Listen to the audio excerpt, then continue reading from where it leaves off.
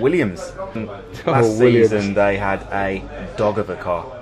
And they only managed to score 5 points to hold the 2011. But this year, been a pretty decent year for the team. Pastor Maldonado winning brilliant race in Spain, drove fantastically well, and it was great to see David, great to see Williams back on the top step of the podium since first time since Brazil 2004. The stars aligned, didn't they, for Williams in Spain? It all came together. Lewis Hamilton and McLaren thought they had pole, but for a strange strategic decision where they said stay out there, knowing that he hadn't got enough fuel and was like to get a penalty, the pole went away from them and went to Maldonado. Alonso put in a good lap for qualifying, Kimi Raikkonen didn't. Maldonado finds himself on pole and then produces from somewhere the most responsible, mature race you could ever have imagined from Pastor Maldonado, who's not a man that you could say is responsible and mature, not very often. Lovely guy off the track. I don't know what happens to him when he puts a crash helmet on sometimes. He hasn't scored a point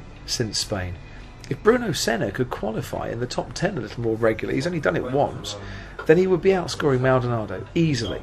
The fact is he's only about 5 points off him anyway, and Maldonado's picked up the win. I know he brings a lot of money, Maldonado, but even so, surely you sit down with him and say, come on, you're good enough not just to be 11th in the table, but to be 6th or 7th. The car's good enough. Mike Coughlin, Mark Gillam, experienced guys have come into Williams and given them this fresh impetus that they needed. Nothing against Sam Michael, but they needed something fresh in there. Spain was brilliant for them on the track. Since when, Maldonado had just kind of faded away with some brain fade moments as well. And I do think he's capable of so much more. But, crashing into Lewis in the way he did during the race, it's wheel-to-wheel racing, but he was never going to get past him there, and he just wasn't thinking. Crashing into Perez in Monaco, what was that about? I still don't understand why he drove into him quite so sharply as he did. Senna's a decent driver, but Maldonado has that little something extra from time to time. You can't take away that Spain win. Fantastic for him, but where's it gone to since? I don't know. Maldonado, he's a great driver. When he's on it, he can be very, very good. And we saw in Spain, he fully deserved his win, drove a mature race, and yet he goes and causes collisions with Sergio Perez and Lewis Hamilton. No need for him to do all that. No, so hopefully Alex Wirtz, who's a top lad, Alex Wirtz, he's a really good guy, and has come in as the driver mentor, as it were, at Williams, can help Maldonado through this. Because there's no doubting he is box office. You just want box office for the right reasons. It doesn't have to be a horror movie every time. And how would you sum Bruno Senna's season? Inconsistent in qualifying, trying a bit too hard, not getting the grid starts that he wants, but driving some mature races. Malaysia, I thought he was very impressive in the wet conditions there. Hungary, I thought he drove a good race as well. Yeah. Driving on tracks now that once again he knows from driving a decent car, the Renault, not the HRT. A bit like Felipe Massa, it's in his hands, isn't it? Yeah. To try and prove that he should hang on to that seat. Has Bottas looking over his shoulder. Valtteri Bottas is a decent driver, might bring a bit of money as well to the team. So, difficult driver decision to make for Frank Williams, who doesn't go with emotion, goes with practicalities a lot of the time. 3 into 2 that just doesn't go. Senna needs some top 5 finishes for me. To hang on to his seat there, I'd give Williams a 6. Okay. But I don't think that's probably being a bit harsh on the team, who I think have produced a decent car. I don't think their drivers have made the best use out of it at all times. That's why they get a 6. Force India, 8th in the constructors at the moment. It hasn't been a disastrous season for them. No, I don't think Force India have gone wrong. I think a lot of other people have got it right. Yeah. And have kind of overtaken them a bit, and I feel a bit sorry for them, because it looks like they're having a bad season. In terms of the table, yes they are, because they're 8th place in the constructors title, but the potential is there. 2 fine drivers, De Resta and Hulkenberg, I think are absolutely fine drivers who should be pushing each other. De Resta, since he was linked to the Ferrari seat, hasn't scored a point. Britain wasn't his fault, to be honest. He picked up an unlucky puncture, but in Germany and Hungary just wasn't really there, just outside the points in 11th and 12th.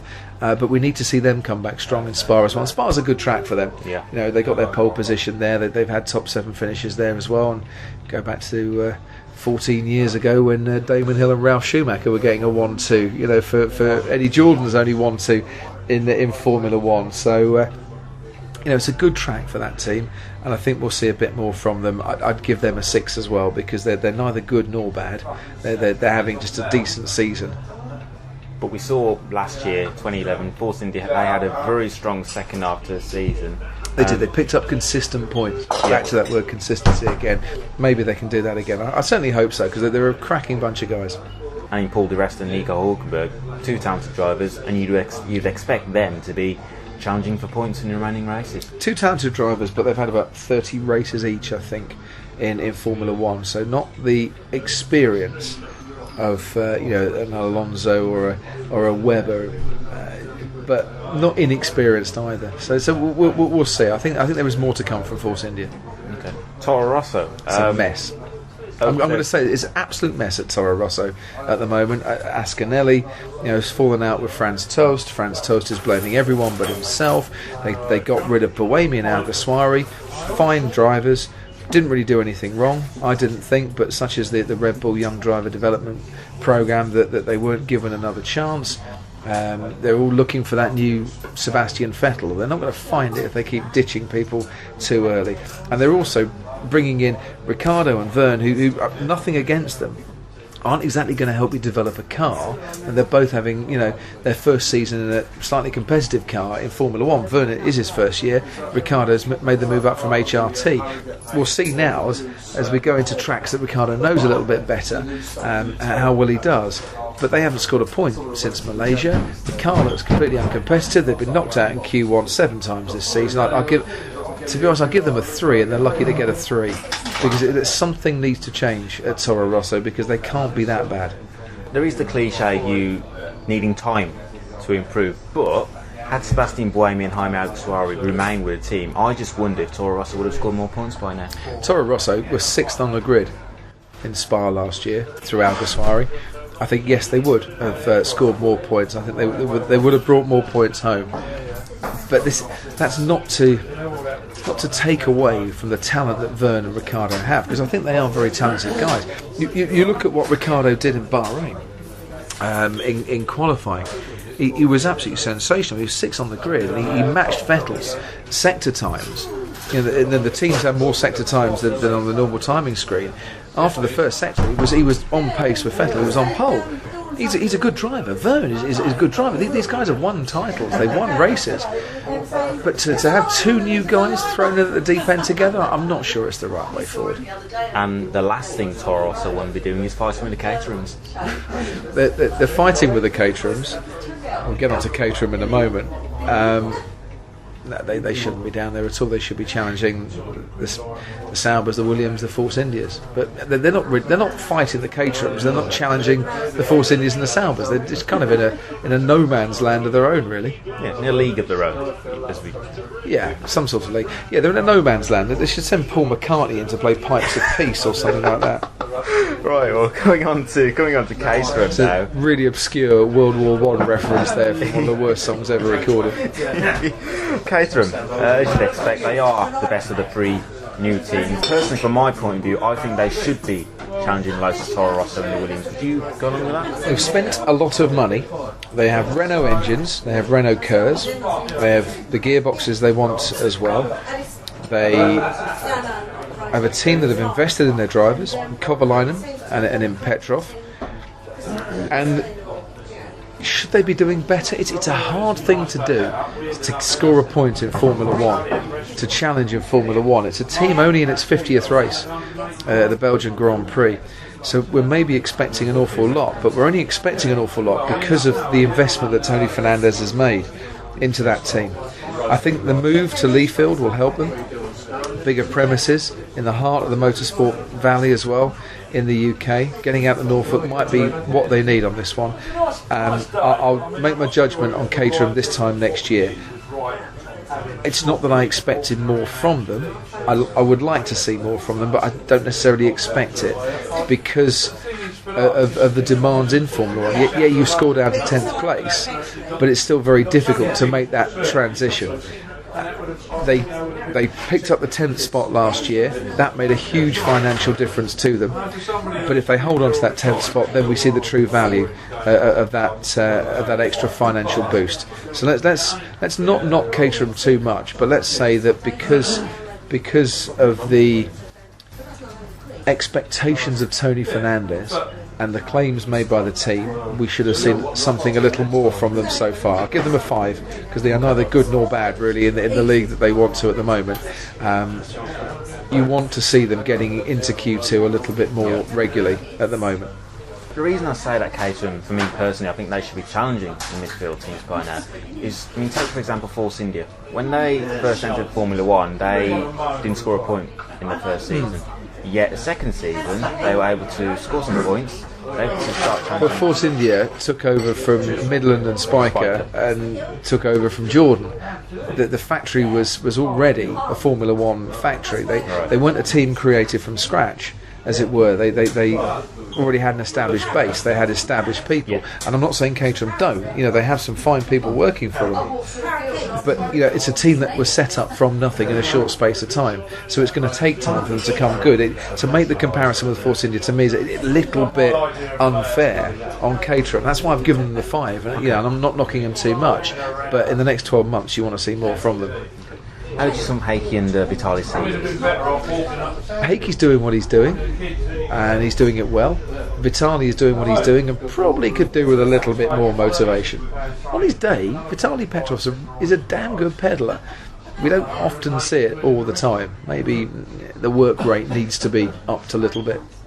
I mean, Petrov's got so much potential. I mean, he scored a podium for Lotus, was it? In Australia, yeah. So he has got the potential. Yes, like I said, the work rate, the effort needs to be there, doesn't it? But when you're not quite good enough to get into Q2 and you're racing around in between 16th and 19th, and you haven't really got anyone challenging you behind, and you're not challenging much in front, it's difficult to get that motivation. Marussia, 2012 is going to be another difficult year for the team, both on and off the track. Everyone at F1 in pubs, and I'm sure yourself and everyone in the F1 community hope Maria Di Villota continues to make a speedy recovery. Really sad news as to what happened to Maria last month. It was a horrific injury, a horrific accident, and one that affected the whole team. They're a very close team, a small team, and there's a lot of affection for Maria and what should have been one of the happiest days of her life, with a straight line test that she really wanted. Formula 1 is a dangerous sport, and these accidents do happen. I thought the way the team then went to the next race, and coped so well was a mark of the potential and the ability that they have in that Marussia team. They're a good racing team. And in John Booth, they've got a good racing man to lead them as well. But they have a tie-in with McLaren that I'm not sure is reaping the rewards that they would have expected and that they wanted. And I think that they need to be extracting more from that to help them in the next year and a half. They have investment from Marussia. They're an Anglo-Russian team, but you'd expect the Russian car company to be getting a little bit twitchy with some of the results. Not that they would want to pull out of Formula 1, I'm sure, not with a Russian Grand Prix coming up. But I just think that there is a lot of pressure on that team. Certainly now Nick Worth has gone as well to deliver more than they are delivering, and they're not delivering enough, which once again goes back to how difficult it is to perform well in Formula 1. It's their 50th race in Spa as well, and they've had a few more problems than Caterham, and also trying to work on a much reduced budget. Remember, this is a team that came into Formula 1 when Max Mosley said 40 million was your budget cap, which was never going to work, but that's what they signed up to, and that's kind of the limits they're operating to. But an investment has been made. I would say in 2014, when they have a different engine unit in the back of that Marussia, then you can start to judge their pace, because I'm not sure the Cosworth engine is really giving them the power they want as well on that one, and I don't think they're overly happy with what they're getting from the Cosworth engine. There's just a lot of things they need to be putting right. They haven't even got Kers in the back of that car. Yeah. What's the point when you're so far off the pace, spending even more millions to get an extra 2 or 3 tenths a lap? I'd give them a 4.5, because actually they've not been as competitive as Caterham. They've had as long to do it as Caterham. I don't think Timo Glock's driving particularly well at the moment. I think Charles Pic is the motivated one, and I think Timo needs to raise his game slightly on that one. But they're a really good bunch, you know, and I think, you know, they're putting things right slowly but surely. But they've had a bit of time to do that, and things aren't being put right in the respect that they would have wanted themselves. They're not happy. If they're not happy, then why should anyone else be happy with it? They didn't come in for mediocrity. You know, they came in to try and make an impression someday. You mentioned Charles Pic. Didn't know much about him before he made his start debut for Marussia, but he's done a very good job, and you have to say he's pushing Timo. Yeah. He really is, and he's out-qualified Timo now. Was it the last 2 races? Last 2 races. He's learning his craft. He's learning. He's not making a huge amount of mistakes. He's pushing Timo Glock. He's kind of doing what he needs to do at the moment. So we'll see. I hope that he stays on for another year and gets another chance next year in a more competitive car. And I guess the aim for Marussia is to close the gap between themselves and Caterham and to finish out of HRT. Well, it is. And also remember that Pat Simmons, working as a consultant for Marussia, his ban runs out at the back end of this season. So will we see Pat Simmons come into a racetrack with Marussia, and will that make a bit of a difference as well? Okay.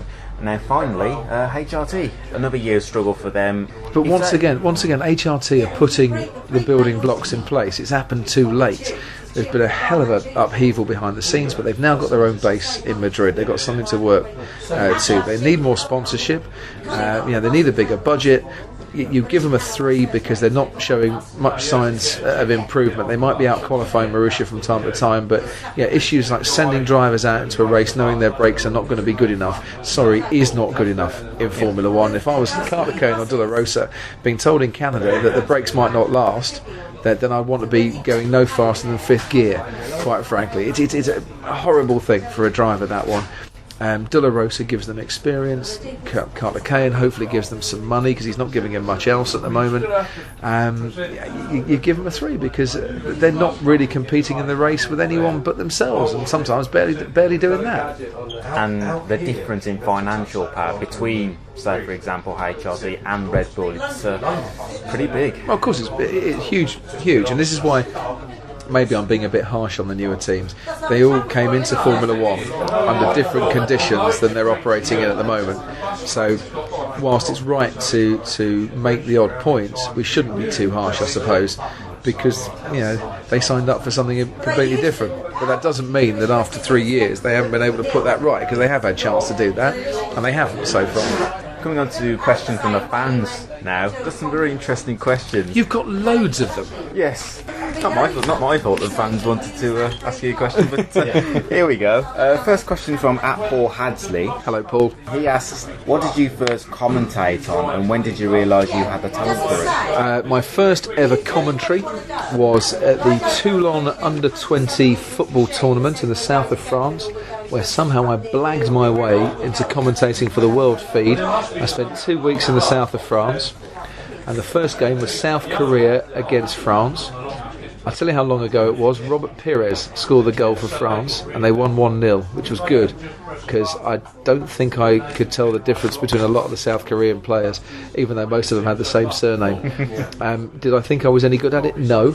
But for some strange reason they kept me on for the whole 2 weeks, and I had an absolute blast. Made God knows how many mistakes and errors, and when I got back to the UK, managed to land a job with the same production company, commentating for West Country TV on Plymouth, Torquay and Exeter on a Saturday afternoon. And it was then that I thought I might have half a chance at this one, because someone else was employing me, but it was a weird thing. David Beckham was playing for England in that tournament as well. This is how long ago it was. Wow. And I think England lost, didn't go through the group stages, so nothing really changes in all those years. But yeah, under-20 football in the south of France. Okay. What a joy. Yeah, I can imagine. And he also asks, are you looking for an apprentice commentator? Yeah, I've got one. He's short and ginger. He's called Anthony Davidson. No, loads of people would love to do what I do for a living, and fill your boots, be my guest, go out there, get the experience, practice hard, and work your way up. I started out reporting on non-league football. That's how I got the job doing the under-20 football at the Toulon tournament, and I worked my butt off for many years to get where I am today, and still work my backside off even harder to try and stay where I am today, because you're only as good as your last race. And that actually leads me on to the next question. I mean, I'm sure there are so many people out there who want to get into the media side of Formula 1. What advice would you give to them? The only advice I can give you is, if you've got a dream, just go out and pursue it, and don't let anyone tell you can't do it. But there's no right or wrong way to go about it. I did a huge amount of varied different things before I ended up in Formula 1. If you were to turn around and say, I want to commentate on Formula 1, I've never commentated on anything else in my life, then no one's going to take you seriously. You've got to get practice, you've got to learn your craft, you've got to go and find opportunities, and they are hard these days. They really are, to find those opportunities, but they are out there. You just have to write letters and just keep bugging people, but all the while keep practicing as well. I used to do hospital radio when I was 19. I'd present a sports show on a Saturday afternoon. I'd nick commentary off Grandstand and Channel 4 Racing, and put stuff out, play a bit of music, and do football scores and stuff, just to get a bit of practice behind a microphone. And I used to trudge every week to go and do this, and spend 4 hours on a sunny afternoon in a radio studio. But it was worth it. I had an absolute blast doing it, and without that practice, I wouldn't have got the opportunities that I got to lead to where I am now. And the more experience you get, the better. Well, the more experience you get, people are only going to take you seriously in this life if you get experience and if you show dedication. Next question. At Davey_247, Dave Smith. Hello, Dave. He asks, who would win an F1 quiz, you or Karun Chandler? Well, we both win, because we'd be in the same team. I would never be on an opposite team to Karun Chandler, but we'd probably fight a lot along the way. I love Karun to bits. As long as it was taking place at the Kushabu, which is his local curry house, then we'll be up for that quiz. He is a font of all knowledge when it comes to past F1. Yeah, he certainly gets across his knowledge well. He immerses himself in the history, which is why he'd be on my team, and I'd be captain. Okay, excellent. Right, at Hannaby JJ, Jack Hannaby. Hello, Jack. He asks, who've been your drivers of the season so far? Drivers of the season so far, Alonso, obviously, for being the championship leader in a car that wasn't good enough to win a championship at the start of the season. Hamilton for his improvement, Webber for his improvement as well, Raikkonen and Grosjean at Lotus. There's a few of them. Perez has done really well. Look down my list here and go through it. I have to say, for all listeners who listen to this, David's got some fantastic notes here. Really in-depth notes as well. Just because I've spent all morning before I met you actually starting my prep for Spa. I'm about half a day ahead of myself, so I could come down to the pub with you this afternoon. Who else has impressed me so far this season? Charles Pic has impressed me, because he's actually getting better, and he's starting to put pressure on a teammate who's been in Formula 1 an awful lot longer than he has, and that probably is about it actually, because and Kovalainen's been consistent at Caterham. Excellent. Right, next question. At Martin Alderman. Hi Martin. He asks, this is a good question. Should we apply the 107% rule to Q3 to ensure all drivers complete a competitive lap? Great question, Martin. It really is. No is the answer to that one, because until you score points in qualifying, you should never ever force a team to go out into Q3. The whole point of qualifying is to set yourself up for the race itself. And if teams feel that by going out onto the track they're compromising their race strategy, then why should we be forcing them to go out into the circuit? Now, the argument comes thick and fast from all of you saying, yeah, but the fans, we want to see cars out on the track, we want to see all 10 cars out on the track. But hand on your heart, when was the last time you noticed all 10 cars in Q3? In all honesty, you don't see all 10 cars in Q3 a lot of the time. So, yes, for the fans at the track, they want to see as many cars going around as possible. But you can't force a car to go and compromise themselves in the race by running in Q3. And I'll give you a great example here. There has been a team this season that put in a brilliant strategy in Bahrain. It was Force India, and it was a one-stop strategy, wasn't it, in Force India. But to make that strategy work, they couldn't go out into Q3 and take part in any laps, because they needed the 3 laps that they would have wasted on a set of tyres to make that strategy work for Bahrain, and it did work, and they came home with the points, and they had a really successful afternoon after what had been quite a trying weekend for them. So if they'd have been forced to go out on the circuit, they wouldn't have finished in the top 10, they wouldn't have scored points. Should we be doing that to teams? No, I don't think we should. Should we find a way to get all cars to come out onto the track? Well, maybe. But it's a very tricky way. Yes, you could give them extra sets of tyres, but then you're not using tyres then that are then being used for the race at the moment, and that means that you'd have the guys at the front zooming off even faster because they've got 2 new sets of soft or a new set of hard, if the hard is the better tyre. It's a really tricky one. The only way you're going to solve it and get every single car out on the track for every single bit of qualifying is to say, right, you get a set of tyres, 2 sets of tyres because it's a 20-minute session for Q1, set of tyres for Q2, set of tyres for Q3. Go and make the best of it. At F1_obsessive, Vicky Selwyn. Hello, Vicky. She asks, would you ever be brave enough to do a Crofty's grid walk? Wow, I'd love to do a Crofty's grid walk, but to be honest, I'm not going to take any away from Martin, who is the master of the grid walk, and I have to say I have a chuckle on my face watching him speak to random people who just ignore him and don't speak English, get accosted by Tanya, but consistently get the drivers to talk to him and get the people to talk to him. I don't know anyone else who would be chased by Eric Clapton and Jules Holland on the grid in Monaco because he'd ignored them and he wanted to go off and speak to anyone else. Martin's been doing it for a long time and he's very good at it, but if ever he couldn't do it and they said, Crofty, get down there, brilliant. I haven't been on the grid since Silverstone in God knows when I was presenting Sport on 5. Wow.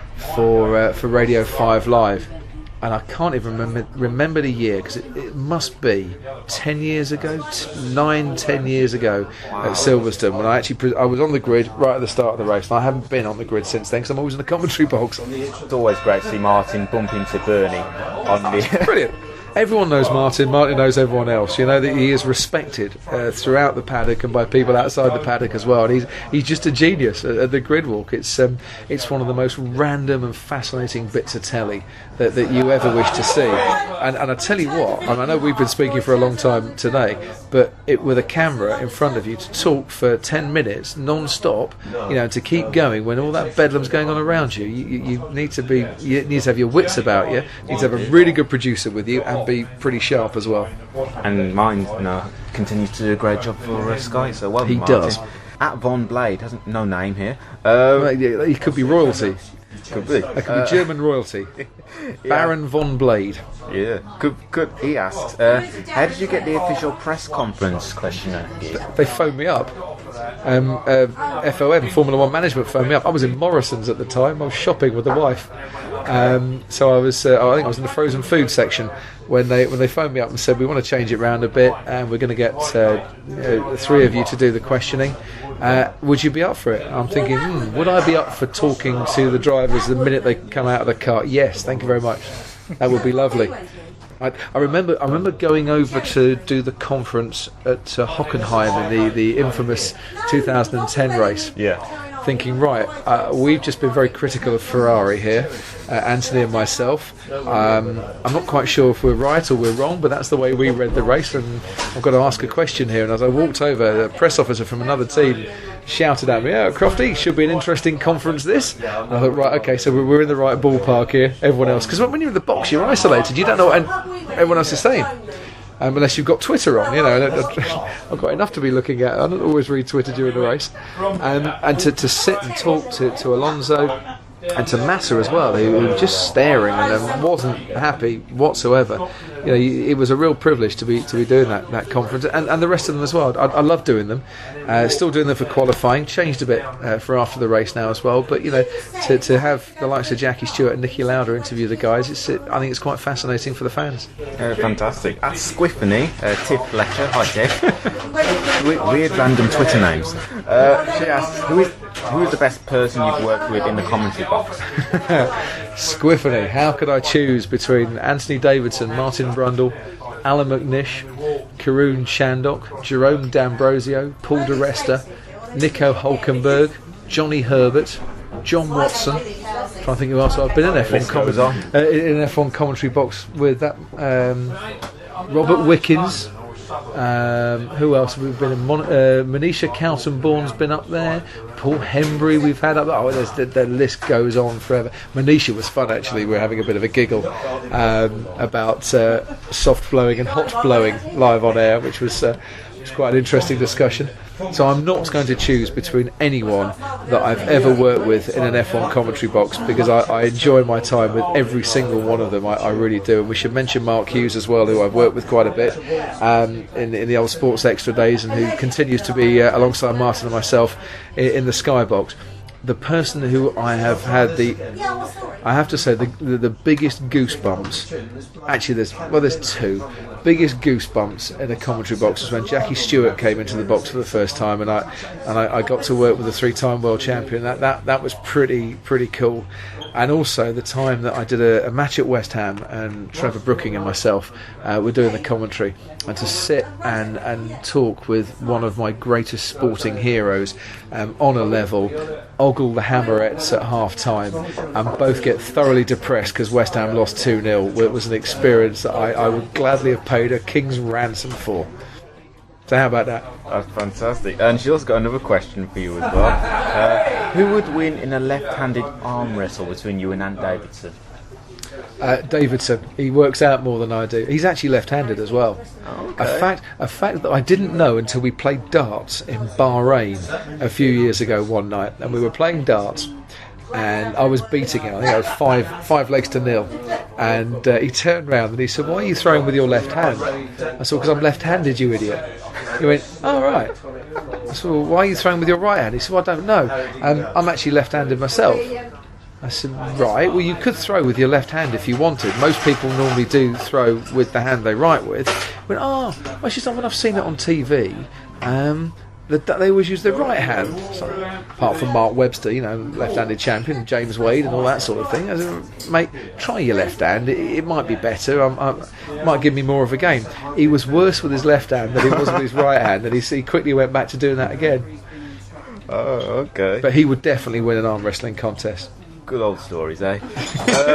F1 Mike, hi Mike, asks, has Martin Brundle got any of Murray Walker's old commentary notes? Blimey, Mike. I don't know. I'll have to ask him, to be honest. I have absolutely no idea. And I wish I'd known that question an hour ago, because I'd have rung him up and asked him. I'll find out and I'll tweet you. Excellent. And he's also got another question as well for you. Have you asked Murray Walker for tips on how to commentate? Yeah, and he said I didn't need any. Really? Yeah, he probably, which is Murray's very nice way of making me feel an awful lot better. I said, "Actually, no, Murray, I do need some tips, please." I've worked with Murray a few times. To be honest, I've worked with Murray in a commentary box before, and I should mention that because that did give me goosebumps in a huge way. I'd completely forgotten Silverstone last year. Murray is a complete legend and is also the nicest guy I've ever come across in my entire life. And I phoned him up the night before the Sky gig was announced and my job was announced. I phoned him up to let him know. I said, "I just want you to be the first to know this, because I know it's been rumoured and it's been speculated, but I think you kind of deserve to know first." And he was really chuffed for me, I have to say. He is just a great lad. Has he ever given me any tips? No. He said I didn't need any. I haven't asked him since. He takes the mickey out of me, and I take the mickey out of him quite a bit as well. I last saw him at Silverstone for the British Grand Prix, and complimented him on reaching his first Wimbledon final at the age of 82. He then told me that wasn't the Murray that was going to be playing Federer at Wimbledon. I said, "All right, so everyone's going on about Murray. I assumed it was you this weekend." But he's just an absolute gent. I once left him in a commentary box with my son, who was 3 at the time, to talk Formula 1 cars, and I came back 20 minutes later and they were still talking Formula 1 cars. And then he asked about him a year later and asked how he was getting on. You don't get many Murray Walkers to the pound these days. There is only one. He's a gent, he really is. Yeah, absolutely. Can't argue with that. Lester Forbes asks, if you weren't commentator, how would you watch F1? I'm tempted to say flat on my back on the sofa on a Sunday afternoon. That would be lovely. I'd go down the pub and watch it with my mates, because I like to watch sports with my mates. I'm a sports nut and I do watch a lot of it at home, but I would like to go and sit and watch it, and I'd be the bloke bloke at the bar shouting the loudest. Okay. This next question is actually pretty relevant for the Belgian Grand Prix. Stevie 1986 asks, what's your most memorable Belgian Grand Prix moment? I think the last few laps of Hamilton and Raikkonen in 2008, and that just amazing spectacle of drivers swapping positions, the rain starting to come down, Raikkonen crashing out, Massa eventually getting the win because somehow they found it in their powers to take the win away from Lewis Hamilton. It was a bonkers, absolutely bonkers last few laps, and I loved it. It was brilliant.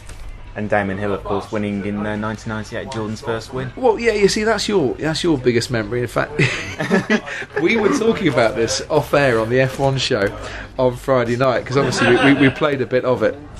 I wasn't commentating, obviously, 14 years ago, but Johnny Herbert was in the race, and Anton, George and myself were taking the mickey out of Johnny Herbert, because if you watch closely, he gets caught up in a crash not once but twice in that race at the start, and Michael Schumacher gets further on 3 wheels than Johnny Herbert did on 4 wheels that particular occasion.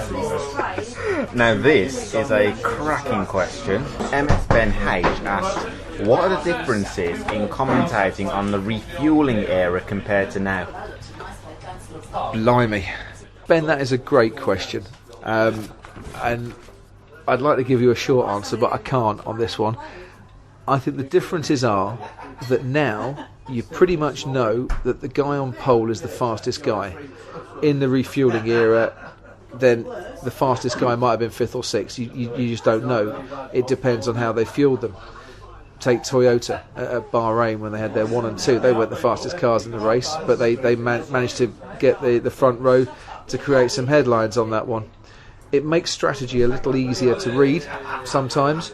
Now we haven't got the refuelling, albeit the tyre strategy sometimes gets a bit confusing in the modern day era. I think the pit stops are less dramatic from respect that you're pumping huge amounts of fuel very, very quickly into a car, but to be honest, the pit stops we're seeing at the moment are absolutely fabulous for their speed. I just think that the main difference is that the fastest car and the fastest guy tends to get on pole now, and I think that's the way it should be done. I don't tend to like the strategy too much in qualifying. You want to see the fastest guy at the front and then see if they can make it stick in the race as well. Are the races now better or worse? I think they're different. I don't think they're better and I don't think they're worse, to be honest, but they're sometimes a lot easier to read.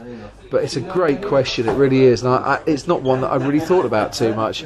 I'm going to go and have a chat with Anton and Martin and Damon and Johnny about this one and see what they think, I think. Excellent. And finally, Pagey03, David Page. Hello, David. He asks, which circuit do you most look forward to visiting? Firstly, for the circuit, and secondly, for the city and its surroundings. Oh, blimey. There are some great tracks still left in Formula 1, one of which we're going to obviously next weekend, and Spa, and then followed by Monza, which is certainly my top 3. Monza, I love it. Passion, atmosphere, nice weather, great pasta, fantastic racing as well. Love Monza. Love Monaco because it's different and it's bonkers and it shouldn't work but it does. Love Australia, perfect start to the season. Love Singapore because it's a really good atmosphere for the whole weekend. But I love going to Silverstone because I think we see the cars performing aerodynamically at their best at Silverstone. It's a great circuit. It really is. It tests the brave on the track. It tests the brave off the track because, to be honest, you have to be brave to go to Silverstone as a fan these days because of the weather that you get there, and to see so many people coming in on race day this year was just magic. It really was. Couldn't praise the British fans highly enough for what they had to sit through there. But my favourite weekend of the year, Canada. Great city, well attended, passionate, knowledgeable crowd. Love their F1 over in Canada, and we get great racing in Canada as well. And Montreal just has a little bit of everything on that one. There are probably better tracks, but not quite so good cities. There are better cities, but not quite so good tracks. I think Canada, to me, is the Ferrari, isn't it? It's the Ferrari 2012. It's the all-round good one. David, thank you so much for talking to us. I wish you and Sky Sports best of luck for the rest of the season. I hope you continue your fantastic coverage. Thank you very much. Who's going to win the championship? I would love to say Lewis Hamilton. Yeah? But my head says Fernando Alonso. You see, Fernando Alonso. I think Fernando Alonso is going to do it as well. But I just wanted to get one question into you before we finish, because you've been asking all the questions today, and it makes a rare change to be answering them, not asking.